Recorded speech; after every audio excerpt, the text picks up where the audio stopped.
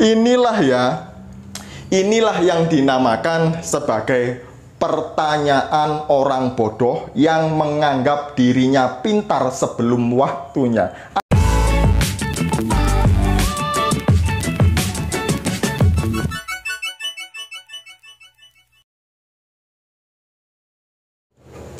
Shalom saudaraku, salam damai sejahtera di dalam kasih Kristus. Berjumpa lagi dengan saya, Didi Juli. Kita akan belajar berapologetika bersama-sama di channel ini.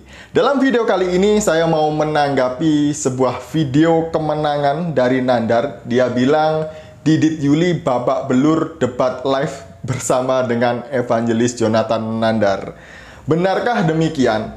Nah, kalau saya lihat di dalam video kemenangan yang diklaim oleh Nandar itu, dia hanya menampilkan cuplikan di mana dia hanya bertanya tentang kodeks ya. Nah, waktu itu dia mengklaim menang karena Nandar ini memaksa saya untuk mengakui bahwa Allah di dalam Al-Quran adalah proper name. Padahal sudah saya jelaskan panjang lebar bahwa hanya Islam yang mengklaim Allah itu adalah proper name. Dan kemudian dia merasa menang ketika memaksa saya juga untuk menunjukkan kata Allah dalam kodeks. Ini kan ngaco ya. Aduh, nanti saya akan bahas semuanya itu ya.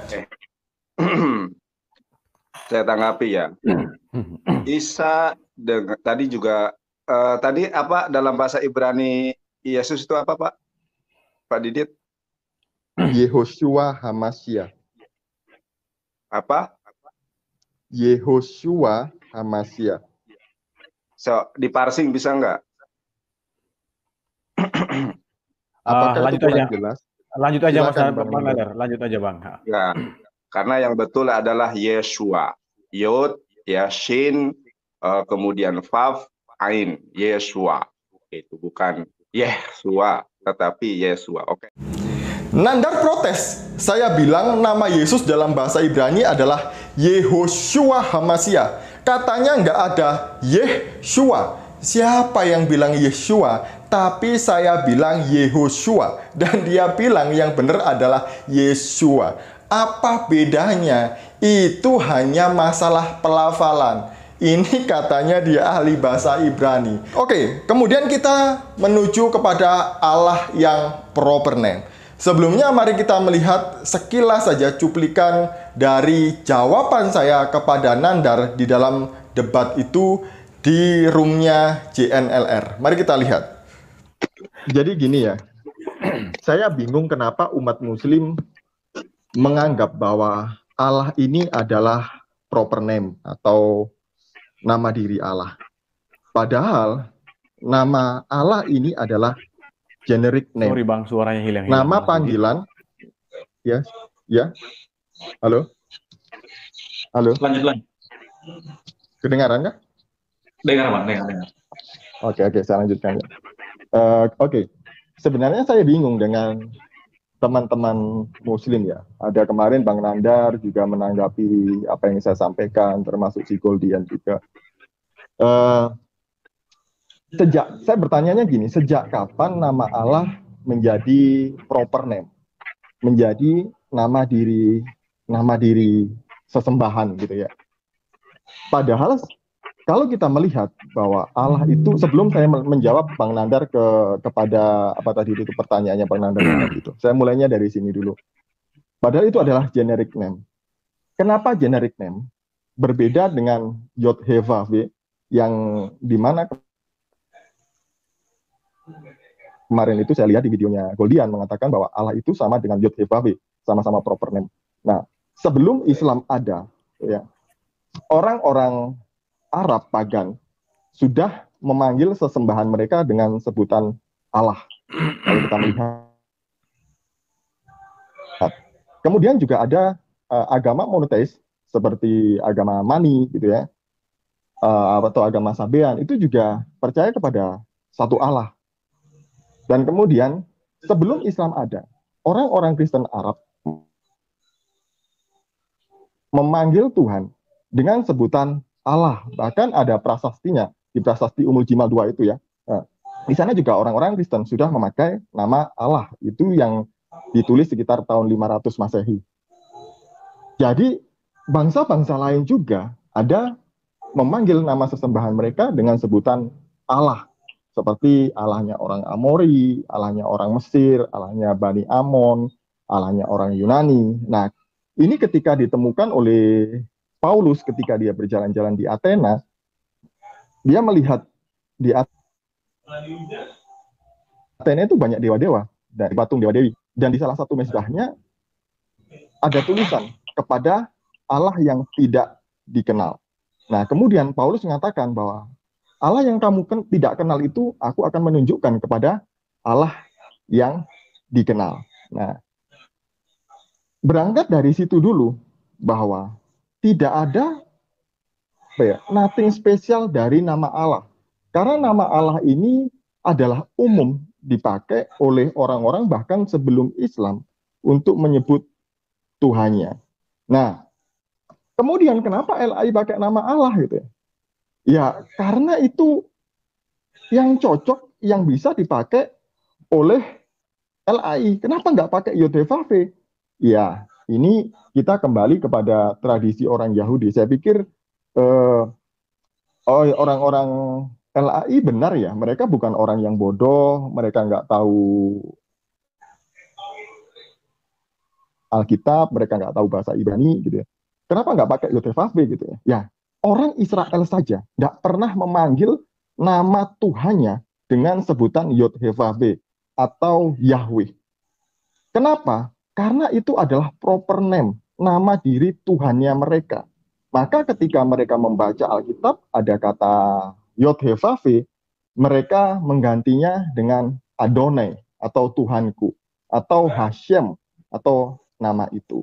Nah, ini adalah bentuk penghormatan tertinggi orang-orang Yahudi kepada nama Tuhan. Ini masih bersangkut paut dengan hukum yang ketiga yang diberikan oleh Allah kepada Musa, kepada orang-orang Israel. Jangan menyebut nama Tuhan Allahmu dengan sembarangan. Nah, sebagai contoh seperti ini, hal yang sederhana. Saya nggak mungkin manggil bapak saya dengan sebutan namanya.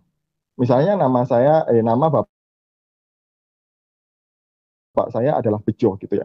Saya nggak mungkin manggil bapak saya itu Jo Bejo gitu. Kalau saya panggil bapak saya Jo Bejo gitu ya, saya anak yang kurang ajar. Saya anak yang nggak sopan kepada orang tua. Maka supaya saya sopan kepada orang tua saya, maka saya sematkan panggilan yaitu bapak, ayah, atau papa, atau papi. Itu lebih sopan memanggil bapak saya daripada memanggil namanya. Nah, kalau Bang Nandar tadi itu meminta untuk menunjukkan di kodeks mana ada nama Allah, kodeks itu kan salinan, terjemahan. Ya, kalau yang namanya salinan dengan terjemahan pasti sama dengan yang disalin di dalam bahasa aslinya. Jadi itu jawaban saya, Bang Nandar.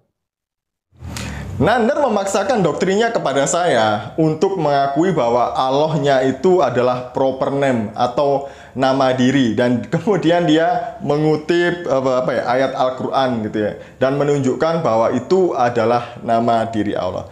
Padahal saya sudah jelaskan panjang lebar bahwa Allah itu generic name.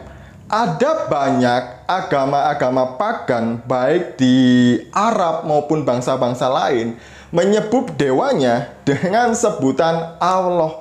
Bahkan juga orang Kristen Arab menyebut dengan sebutan Allah. Nggak percaya? Dibilang saya asumsi. Nah, oke. Kita akan menuju kepada sumber yang pertama.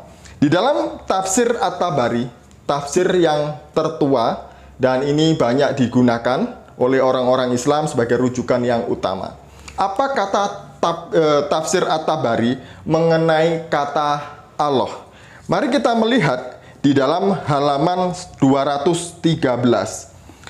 Menurut Tabari, dia berkata demikian. Jadi, lafaz Allah berasal dari perkataan orang Arab al-ilah. Ingat ya, menurut Tabari, Lafaz Allah berasal dari perkataan orang Arab al-ilah. Jadi orang Arab pra-Islam sudah menyebut dewanya dengan sebutan al-ilah ataupun juga dengan Allah. Ini menurut dia. Dan kemudian yang huruf hamzah dibuang dan huruf lam yang asli bertemu dengan huruf lam tambahan. Lalu keduanya melebur menjadi satu dan jadilah lafaz Allah. Nah, kalau begitu, At-Tabari menyetujui bahwa kata Allah ini sudah digunakan secara umum oleh orang-orang Arab.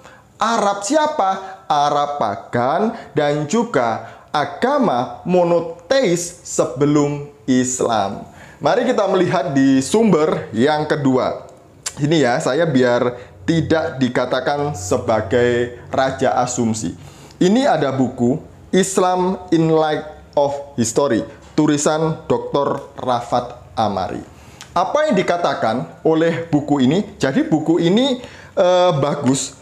Sebagian isinya itu sama dengan History of Rome, buku tentang Alexander the Great yang ingin menaklukkan Jazirah Arab. Jadi Alexander the Great sebelum menaklukkan sebuah wilayah, dia melakukan penelitian dan mengutus orang-orang atau sejarawan untuk memetakan daerah itu, baik secara agama, kemudian culture, apalagi ya, iklim dan lain sebagainya. Itu harus dipetakan dengan lengkap. Dan buku ini juga menyebutkan para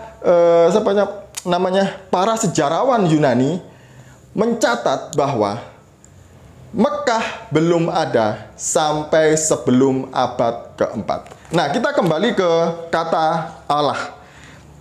Kita akan melihat di dalam halaman berapa ini? 211. Saya akan membacakan ya. Nah, di sini suku Quraisy memuja patung kepunyaan suku lain, suku Kinaneh. Patung ini disebut sahabat Kinaneh. Kinaneh lalu memuja patung yang dipanggil sahabat Quraisy. Dewa ini adalah Hubal. Hubal dipuja di altar utama Ka'bah di Mekah. Para ahli berpendapat bahwa altar ini mewakili Allah. Nah, itu kan? Altar ini mewakili Allah. Ini masa di mana Islam belum lahir di Mekah. Kemudian, kepala dari Tuhan orang-orang Arab. Istrinya adalah Elat, sang matahari. Tuhan ini adalah Hubal, ditemukan juga dalam prasasti-prasasti Nabatean sebagai dewa bulan dan bentuknya mirip manusia.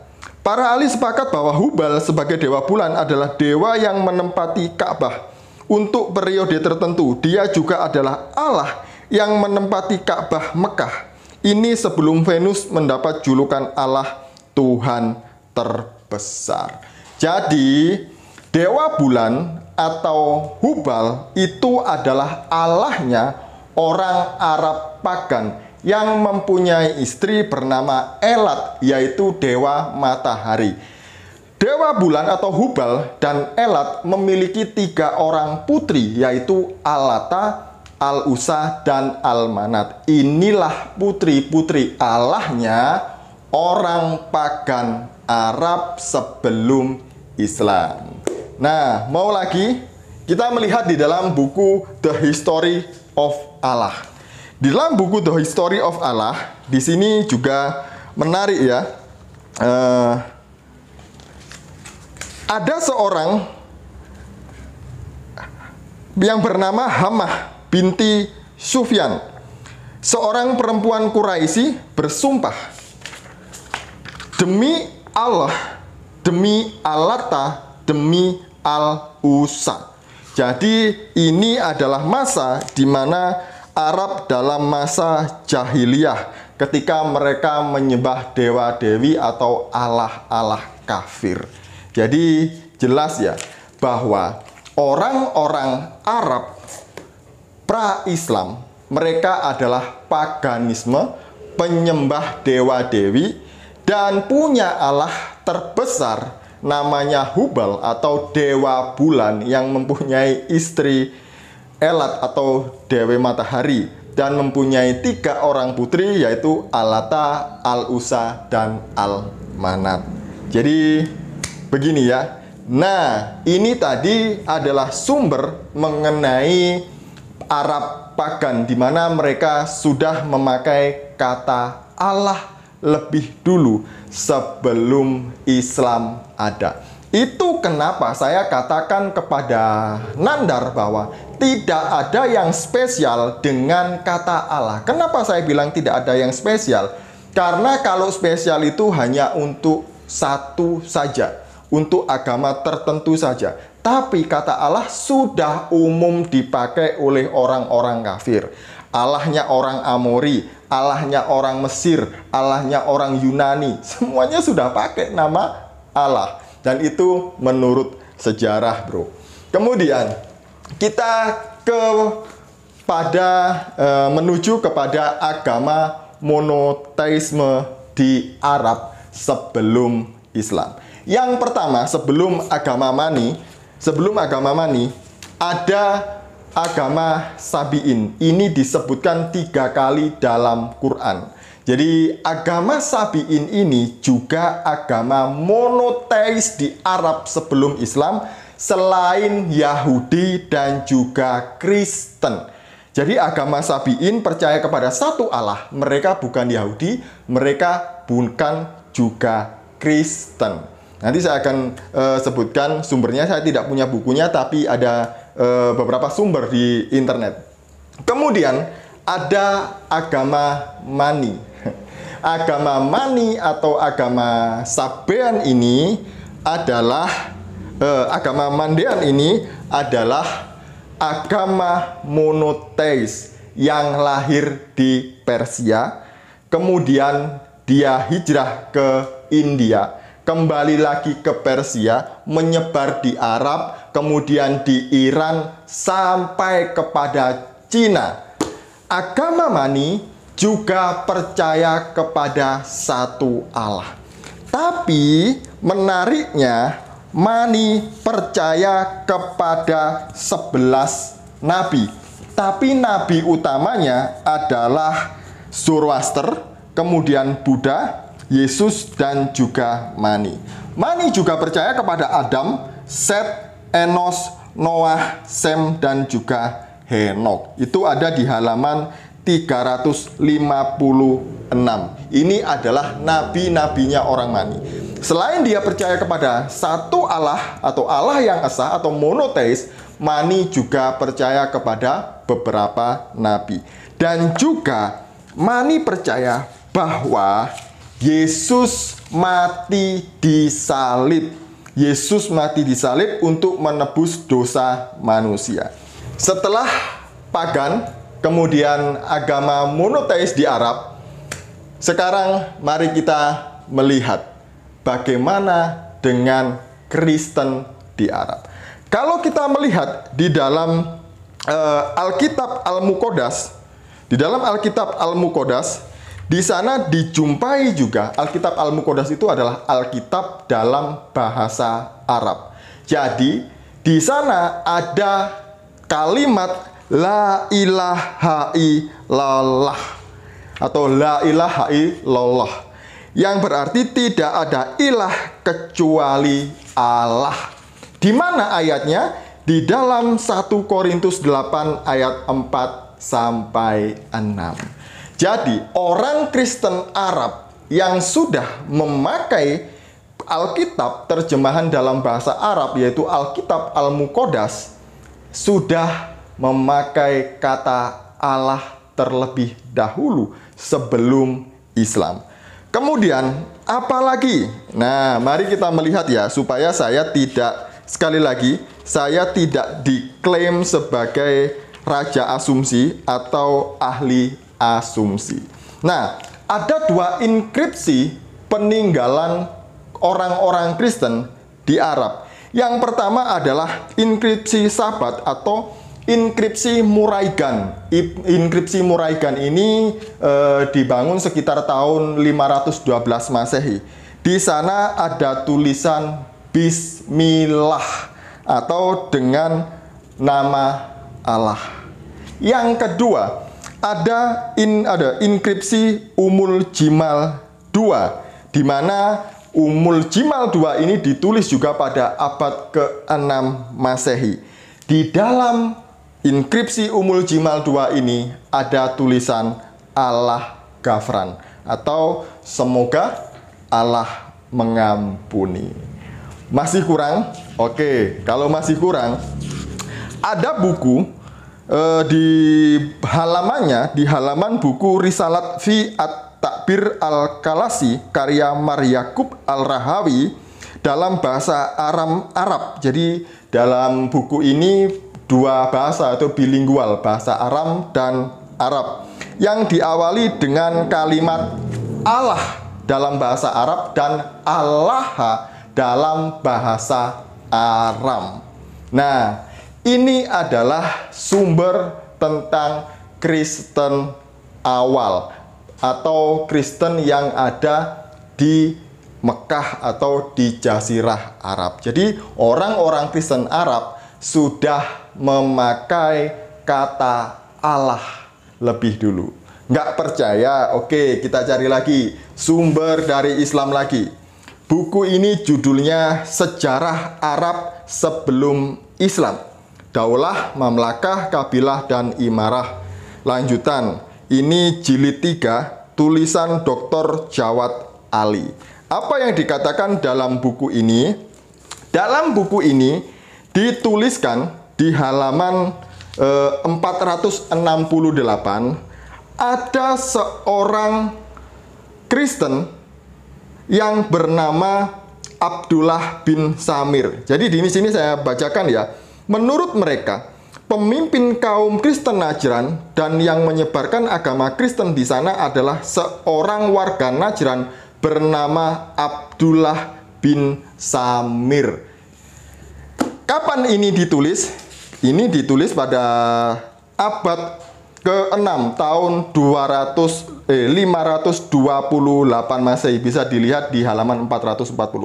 528 Masehi ada prasasti yang mencatat tentang pembantaian orang-orang Kristen di Najran. Menurut prasasti ini ada 20.000 orang Kristen yang dibantai, ada yang mengatakan 12.000 orang, ada yang mengatakan 70.000 orang. Nah, ini tahun 528 Masehi, sebelum Muhammad lahir. Ini sumber Islam loh ya. Ada orang Kristen yang namanya Abdullah atau hamba Allah. Ayo, gimana Nandar? Gimana? Masih nggak percaya kalau Allah itu adalah generic name, bukan proper name? Maka dari itu, nothing special dengan nama Allah. Lalu kenapa Alkitab bahasa Indonesia pakai nama Allah? Lah emangnya kenapa? Kalau Alkitab bahasa Indonesia pakai nama Allah yang berasal dari bahasa Arab, itu bukan milik Islam, karena itu generic name, umum dipakai oleh orang-orang waktu itu. Jadi nggak masalah. Nah, kemudian Nanda, kenapa nggak pakai Elohim saja? Kan bahasa aslinya Tuhan itu adalah Elohim. Menurut Nandar, Elohim artinya ilah. Ayo mari kita lihat video berikut ini ketika Nandar mengatakan Elohim adalah ilah. Nah, sedangkan di dalam Alkitab, Lembaga Alkitab Indonesia itu kemudian mengutip atau mentranslate ya kata Elohim menjadi Allah. Sedangkan Allah ini adalah proper name. Elohim ini sebetulnya terjemahan yang cocok adalah ilah. Makanya jangan ada padamu ilah-ilah lain, bukan Allah-Allah lain. Aduh, saya pengen ketawa. Dari mana Elohim itu adalah ilah gitu loh ya. Elohim, Eloah, Elah, Elaha, kemudian Allah. semuanya adalah bahasa dari rumpun yang sama, bahasa serapan, semuanya adalah generic name. Harusnya dia ini berguru kepada gurunya, Ustadz Kainama. Karena Ustadz Kainama mengatakan Elohim bukan ilah, tapi Allah. Lihat videonya berikut ini. Ini bacanya beresit, bara. Aku mau Ustadz Wawan minta tolong dari sini sampai sini di blok. Dari sini sampai sini di blok. Cepat saja, copy. Ada yang mau tulis, silakan tulis. Buka Google Translate. Pelan-pelan ya. Tapi cepat, jangan lama. Gitu ya. Apa yang kitab paling tua di muka bumi cerita tentang agama? Google Translate, Ustadz. Google Translate. Ini diganti Ibrani. Arab. Masukkan. Sejak awal kitab pasal 1 ayat 1 dari kitab yang tertua, Tuhan tidak pernah berubah-ubah namanya. Namanya Aduh Bapak Ibu ya, sebenarnya hari ini tuh saya nggak mau nanggapi videonya Nandar. Kenapa? Karena ini loh, coba dilihat. Ini saya sakit, saya nggak bisa nahan tawa dan ngomong keras sebenarnya ya.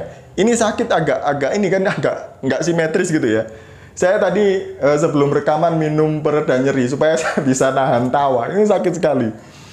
Lucu Nandar ini ya. Kenapa dia berbeda dengan gurunya Ustadz Kainama? Ustadz Kainama bilang Elohim itu sama dengan Allah. Sama katanya. Kenapa Nandar bilang Elohim itu ilah? Wah, bisa-bisa dijita nih sama gurunya. Ngawur Nandar. Nah, kemudian yang ketiga, inilah Nandar mengklaim kemenangan atas debatnya dengan saya. Ketika Nandar ngotot menunjukkan kata Allah dalam kodeks. Dalam kodeks nggak ada kata Allah. Ya iyalah, saya baru tahu kualitas Nandar itu hanya seperti ini. Saya pikir orang-orang itu cuman ngomong-ngomong, oh Nandar itu gini-gini ya, ternyata beneran. Beneran. Bagaimana caranya orang bisa menemukan kata Allah dalam bahasa Yunani? Karena kodeks itu salinan dari teks asli bahasa Yunani. Kodeks juga bahasa Yunani. Kata Tuhan pakai theon atau theos, nggak ada. Sampai kamu gulung-gulung 7 kali, mukamu bengkak-bengkak, nggak akan ketemu nama Allah dalam bahasa Ibrani. Itu sama saja dengan orang mencari kata God dalam Al-Quran. Nggak akan ketemu bro, sampai dunia kiamat jungkir balik nggak akan ketemu.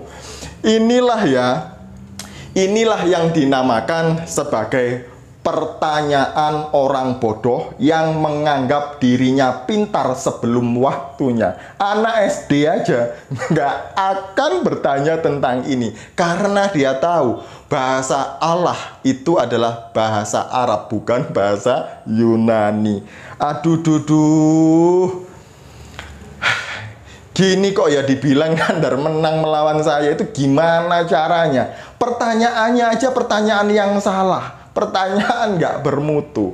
Jadi gini ceritanya kenapa saya menanggapi Nandar dalam debat itu. Sebelum Nandar masuk room, saya itu sudah pamit duluan kepada pemilik channel bahwa saya beberapa waktu lagi akan ada pelayanan di Zoom. Jadi saya akan closing statement setelah saya memberikan materi tentang tentang Isa dalam Islam dan Isa dalam Kristen atau Yesus dalam Kristen.